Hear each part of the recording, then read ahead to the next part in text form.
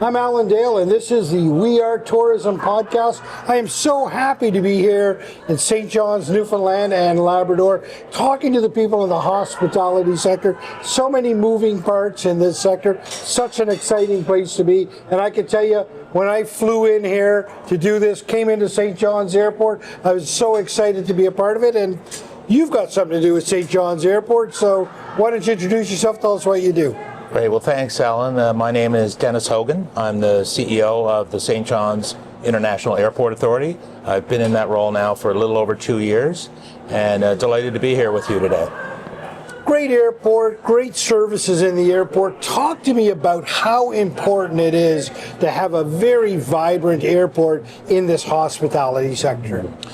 Well, I think not only our airport in St. John's, but if you look provincially, the airports in Newfoundland and Labrador collectively do a great job of creating welcoming environments. They're a critical link, critical infrastructure for the tourism sector here in the province, and we're very proud to play that role.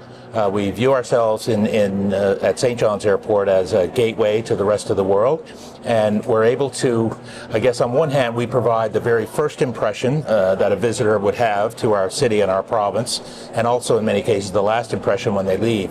So we take that role very seriously. We're I think, a vital part of the tourism ecosystem.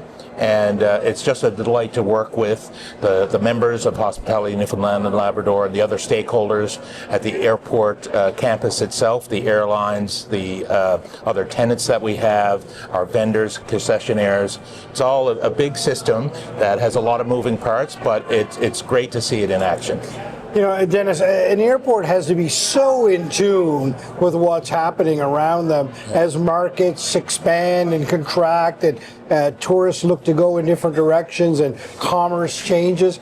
It must be an amazing space to be in. It is, Alan. And one thing we are getting very excited about is expanding air access capacity, and that's particularly important and particularly critical for Newfoundland, the island of Newfoundland in particular, where we are an island economy in the middle of the North Atlantic, and having increased air access capacity is critical for economic growth, for building communities. And just this past year in 2024, we were able to bring back direct nonstop service to London Gatwick. That route performed extremely well in 2024, and now for 2025 we have additional capacity built in to our transatlantic service. So we offer basically daily service to Europe now, 4 times a week to London Gatwick, twice a week to Dublin, Ireland, and once a week to Paris, France. I mean, isn't that amazing when you think about it, right? How connected we are to Europe right now with an ability to fly through Newfoundland. And Newfoundland is such a great point to sort of leap off from into Europe. Yeah, well, it's incredible when you think about our geography and the size of Canada. We are actually much closer to the UK and Europe than we are to the other side of our own country. Yeah. So, as you probably know, a direct flight to London is about 4.5 to 5 hours direct flying time. If you took that same plane, turned it around the other direction and flew west, you probably get to Winnipeg in about the same amount of time. So that just gives you the scale. And because of our proximity, it just makes a lot of economic sense to have those connections.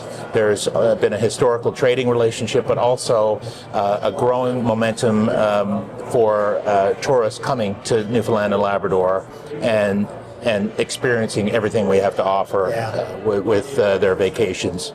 And, you know, there is so much to offer here. I mean, it must be, I don't want to say easy, but it must be nice for you to be able to go into conversations and talk about these countries coming to Newfoundland and Labrador, knowing what there is to offer here. What an incredible province with so much experience to give people. Yeah, there's no doubt, and we play our role in facilitating that travel, but really the tourism operators, the people behind the scenes who are working to create this a very welcoming environment to the province. That's really what sells the experience. And we just are fortunate to be able to play an important role in that, knowing that without those visitors, of course, our our tourism industry wouldn't have the same economic success that they've had, particularly coming out of the last few years of the pandemic. And one thing I'm particularly proud of is only this week we found out we were awarded a fairly significant award from the Airports Council International group, and it's best airport in North America for passengers under 2 million passengers, and that is such a reflection of the work that our team advances every day, day in, day out, to ensure that passengers have the safest, most comforting and efficient experience as they can at the airport. Dennis, an absolute pleasure to be in conversation with you. You're clearly the right guy with the hand on the tiller right now as this incredible industry is growing and thriving. So great to have the airport team on board, and it is a beautiful airport. Well done to you. Thank you for your leadership. Great. This Thank is you. Face of Tourism and Hospitality in Newfoundland and Labrador. Thank you, sir. Thank you.